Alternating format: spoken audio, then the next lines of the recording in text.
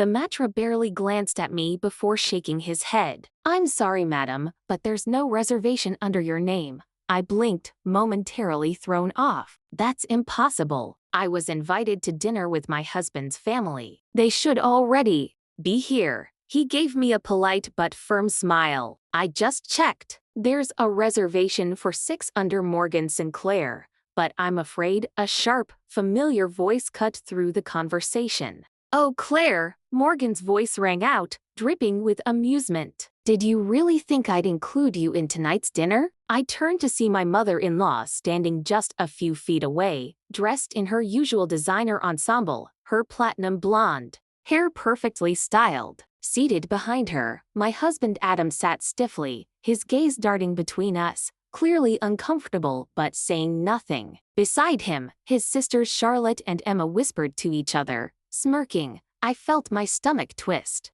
but I refused to let it show. "I don't understand," I said, my voice calm. Morgan's smile widened. "Oh, sweetheart, I didn't think you'd actually come." She chuckled as if I had done something amusing. "This is a family dinner. A place like this is, well, it's a bit out of your league, don't you think? Maybe a budget restaurant suits you better." Charlotte snickered behind her wine glass. Emma avoided my gaze. Adam. He just sat there, gripping his fork, silent. I felt the weight of humiliation settle in, the judgment in the air thick enough to choke on. Other guests were beginning to notice, their curious glances flicking toward the unfolding drama. I should have seen this coming. For years, Morgan had made it abundantly clear that I was never good enough for her son. I didn't come from old money like she did. I didn't attend prestigious schools. I wasn't born into their privileged world. From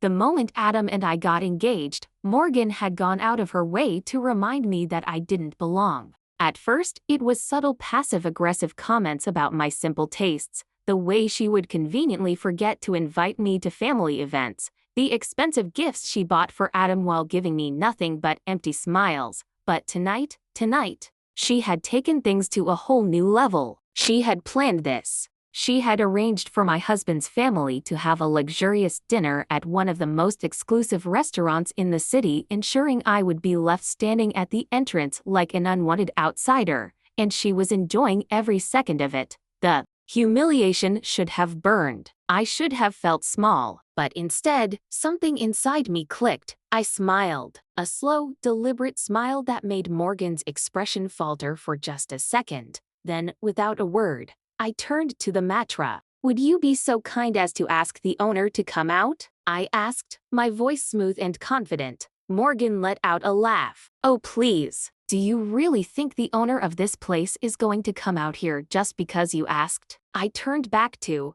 her and met her gaze evenly. "Yes, because the owner of this restaurant, he knew me very well, and in a few moments, my dear mother-in-law was about to learn a lesson she'd never forget." Morgan's smirk didn't waver, but I could see at the slightest flicker of doubt in her eyes. She had spent years treating me like an outsider, but tonight she had escalated her little game into outright humiliation. And she had done it in front of my husband, his sisters, and a restaurant full of people. The matra hesitated, clearly unsure whether to humor my request. But before he could respond, a deep voice cut through the tension. "Claire." I turned just as Daniel Lown, the owner of this exclusive establishment, stepped into view. A man in his early 50s, Daniel was the definition of refined elegance, salt and pepper hair, a tailored suit, and the kind of confidence that came with owning one of the most sought-after restaurants in the city.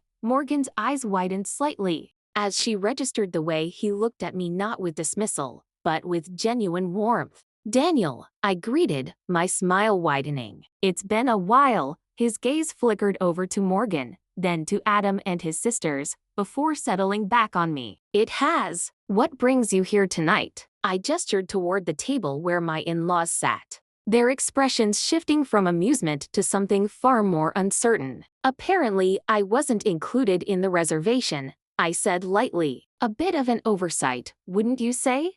Daniel's eyes darkened slightly, catching the unspoken subtext in my words. Then, just as quickly, a polite smile curved his lips. "That won't do at all. Morgan scoffed, crossing her arms. Oh please, do you really think this restaurant can just find a seat for her? This is a private dining establishment. You don't just walk in and expect a table. Daniel's expression remained unreadable. You're absolutely right, Mrs. Sinclair, he said smoothly. This restaurant does not accept last-minute walk-ins. I felt a pang of disappointment, but before I could respond, he turned toward the maitre. But Claire is not a walk-in. She is family. The entire table froze. Charlotte's glass nearly slipped from her fingers. Emma's eyes darted between me and Daniel in shock. And Adam, his grip tightened on his silverware. But still, he said nothing. Morgan, however, wasn't one to back down easily. She let out a disbelieving laugh. Family? Oh, this is rich. You must be mistaken. Claire is my son's wife, and I assure you, she has no connections to. Actually, I interrupted smoothly. Daniel and I go way back. Morgan narrowed her eyes.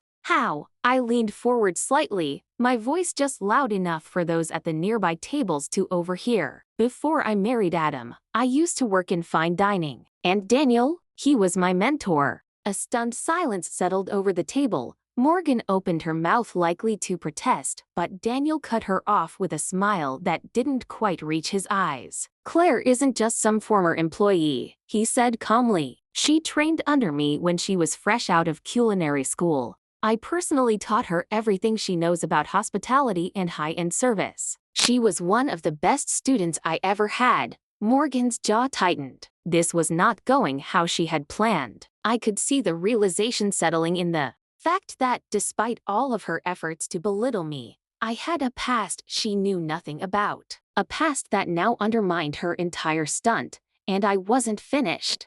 I turned to the maitre d', still standing awkwardly at his podium. I assume Daniel's word is good enough to find me a seat? The maitre d' immediately straightened. Of course, Miss Claire. I'll have the staff prepare a table right away. Morgan's face turned a shade of red I had never seen before. This is ridiculous, she hissed under her breath. You're telling me she gets special treatment just because she used to work for you? Daniel chuckled. No, she gets special treatment because she earned it. The maitre d' signaled for a waiter, who hurried over and began setting a place at their table right next to Adam. Oh, I mused, feigning surprise. Looks like there's actually plenty of room after all. Morgan's fingers curled into fists against the tablecloth. This is absurd. I leaned in just slightly, lowering my voice so only she could hear. What's absurd is that you thought you could humiliate me and get away with it. Her nostrils flared. You're being dramatic. I shrugged. I'm just enjoying dinner with my family. Isn't that what you wanted? Before she could snap back,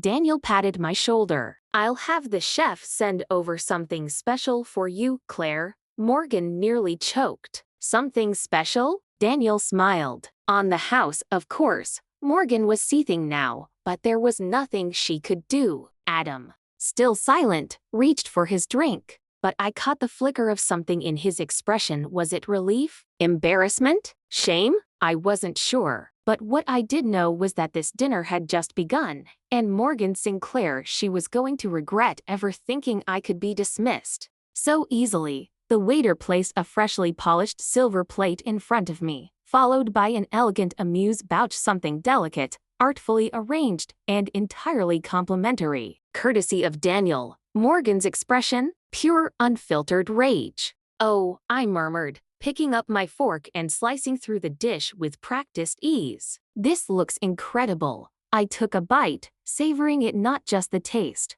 but the deliciously tense silence that followed. Across the table, Charlotte and Emma exchanged wary glances. Adam still hadn't said a word, choosing instead to stare at his wine glass as if it held the answers to his problems. Morgan, however, wasn't the type to accept defeat gracefully. She took a slow sip of her own wine before placing the glass down with a little too much force. Well, she said, forcing a tight smile, I suppose it's only natural that someone like you would know people in hospitality. I arched a brow. Hospitality? Morgan waved a hand, feigning politeness. You know, service industries, waiting tables, kitchen work. Not exactly the kind of careers we're accustomed to in this family. Ah, there it was. The real reason she had orchestrated this entire charade. It wasn't just about excluding me from dinner. It was about reminding me, in front of everyone, that in her eyes, I was still just a woman who had worked her way up from nothing.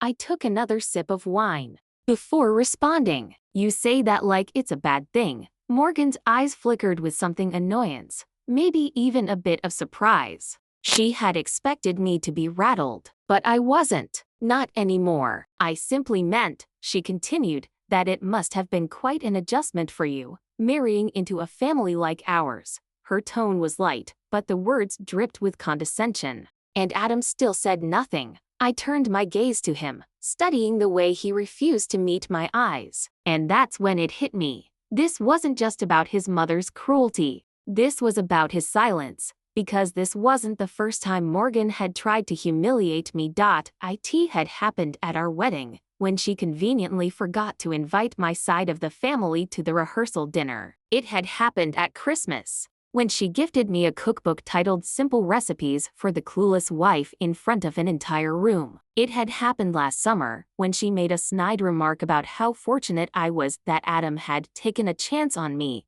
and every single time, Adam had let it slide, and I had told myself it wasn't worth fighting over, that I didn't want to be the cause of conflict. But this was different. This wasn't just a passive-aggressive comment. This was an orchestrated attempt to humiliate me in public, and he had let it happen. I set my wine glass down, the movement slow, deliberate. Then I leaned forward slightly, resting my elbows on the table. Morgan, I said, my voice smooth, even. Do you know what the difference is between you and me? She tilted her head, curiosity flickering in her eyes despite herself. I smiled. I worked for everything I have. A sharp, stunned silence fell over the table. Morgan's face hardened. Excuse me? I didn't marry into wealth. I didn't inherit status. I built my career from the ground up. And yet, I gestured at the table. Here, we are sitting at the same restaurant, eating the same food, with the same level of respect from the owner. Morgan's fingers curled around her napkin, knuckles white. Charlotte and Emma weren't laughing anymore. And Adam, he looked like he wanted to crawl under the table. For the first time since I had met Morgan, I saw something flicker across her face. Something she usually hid too well. It wasn't anger. It was fear, because she had spent years trying to convince herself that I didn't belong, that I was lesser, that I was just some gold digger who had latched onto her son. But now she was starting to realize the truth, and the truth was that I was not someone she could break. I picked up my fork, casually cutting into my dish again. Oh, and Morgan? She exhaled sharply through her nose, clearly furious that I had stolen control of the conversation. What? I smiled, slow and deliberate. You should be careful about who you look down on. I speared a bite of food and placed it in my mouth, chewing slowly before adding, you never know who might end up above you. After that dinner, the dynamic shifted. Adam and I rode home in silence. I could feel the weight of his guilt pressing against the glass of the car windows. He kept glancing at me, opening his mouth as if to say something, then thinking better of it. Finally, as we pulled into the driveway, he muttered, you didn't have to embarrass her like that. I laughed. Not loudly, not cruelly, just a short, disbelieving breath. Embarrass her? Adam, she humiliated me. Repeatedly. And you let her. He didn't respond. He couldn't, because he knew it was true. I turned to him, my voice low and steady. I realized something tonight. Your silence isn't neutral. It's agreement. And I'm done playing the quiet, grateful wife. I got out of the car, walked into the house, and didn't look back. That night, I slept in the guest room 3 days. Later, I filed for divorce. I didn't scream. I didn't beg. I didn't give him the satisfaction of watching me fall apart. I simply handed him the papers, along with a handwritten note. Your mother was right about one thing. I didn't belong in your family. I was never meant to be your wife. I was meant to become something more. And I did. Over the next 6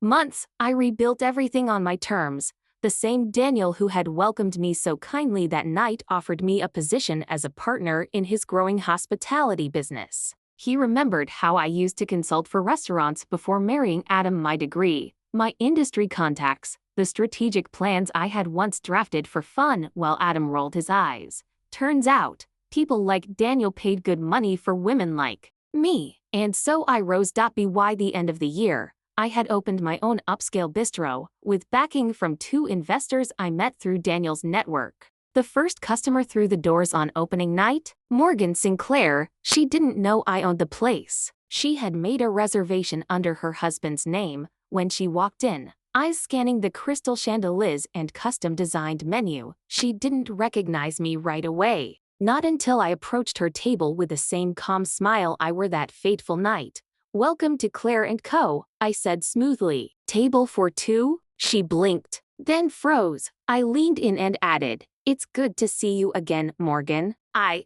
hope you enjoy tonight's chef special. It's named after you." She turned scarlet, but there was nothing she could do. No scene to make, no control to wield, because this time, I was the one holding the pen. Adam tried to reach out months later, a text, a voicemail, a clumsy attempt to reminisce about our better days, but I didn't reply, because I wasn't angry anymore. I wasn't sad either. I was free from a man who never defended me, free from a family who saw me as less, free from the weight of playing small just to make others comfortable. I stood at the front of my restaurant that evening, watching. Laughter and warmth filled the room, this space I had built from nothing, and I realized something profound. Revenge doesn't always come in fire and fury. Sometimes it comes in quiet, radiant success, in the confidence of walking past the people who once underestimated you, and never looking back. If this story hit you right in the heart, subscribe for more empowering revenge tales. Don't forget to like, share, and turn on notifications. There's more where this came from, and trust me, you don't want to miss the next one.